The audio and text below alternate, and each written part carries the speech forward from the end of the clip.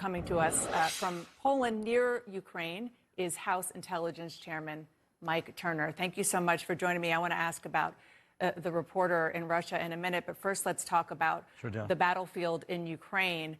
That country is widely expected to begin a counteroffensive in the coming weeks. What are you learning on this trip? Do the Ukrainians have the weapons and intelligence they need for that counteroffensive to succeed? Well, Dan, our work here is obviously meeting with those who are active in intelligence and also meeting with our service members who are active in the support of Ukraine, including our NATO allies and our partners.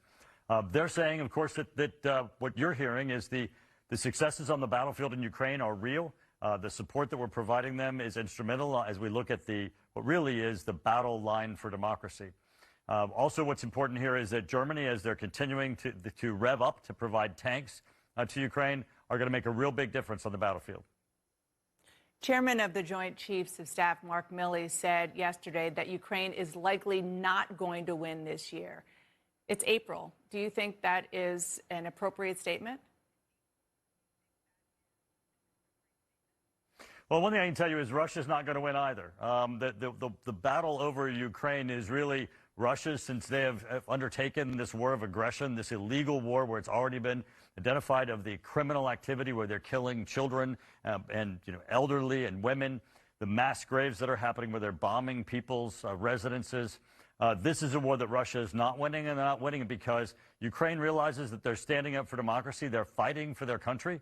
And as they continue to do so, the United States assistance and certainly the assistance of our NATO allies and partners are making a huge turnout for the battlefield. Chairman Turner, for the first time since the Cold War, Russia has arrested an American journalist, Wall Street Journal reporter Evan Gershkovich. He's being charged with espionage. How should the Biden administration respond? Well, as you know, Dan, we gave people notice that they should get out of Russia, and certainly I would continue to encourage people to do so. This is not unexpected in that, Russia is acting, as an illegal state at this point. There are no laws or rules or no international norms that they are following. Certainly, the Biden administration should continue its efforts to negotiate and to try to get the release of this journalist. But overall, people should be very cautious about staying in Russia. I want you to listen to something that former President Trump said this week about Russian President Vladimir Putin. I got along with him great. Had I been president, he would have been much better off because he wouldn't have gone into Ukraine. But ultimately, he's going to take over all of Ukraine. What signal does it send to Putin when a former U.S. president, not to mention the current frontrunner for the 2024 Republican presidential nomination, says it is inevitable that Russia will win in Ukraine? Well, it's really not inevitable. We're certainly seeing here the successes on the battlefield. I truly believe that the United States and our NATO allies are going to continue to provide them the weapons that are going to be necessary for the capabilities they need on the battlefield, and they're going to be certainly up to the battle to continue it. I think, though, it is true that Russia has taken advantage of the vacuum of when we stepped out of Afghanistan and the feeling that this administration would not step up. I think the fact that this administration has provided the lethal aid was very unexpected to Russia. I think Russia thought that they would, first off, be met by the Ukrainian people in a surrender. But the second thing is, I don't think they expected they'd have the congressional push that has occurred with this administration, or this administration responding.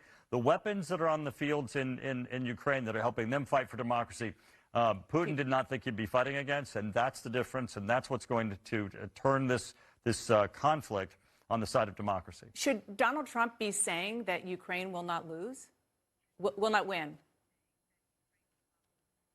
There's a number of people I think that should just stop the speculation. We had the ranking member, former chairman of the House Armed Services Committee, saying they won't win back Crimea. I think statements like that are very irresponsible. I think everyone should just continue the path that we're on. We know that they're making tremendous headway, and certainly encourage Ukraine. This is the front line of democracy. Putin has said this is not about Ukraine. This is about Eastern Europe. This is about NATO. This is about our allies. And President Xi of China and Putin together said this is a result of their trying to turn back 100 years. This is authoritarianism versus democracy. We all need to be on the side of democracy.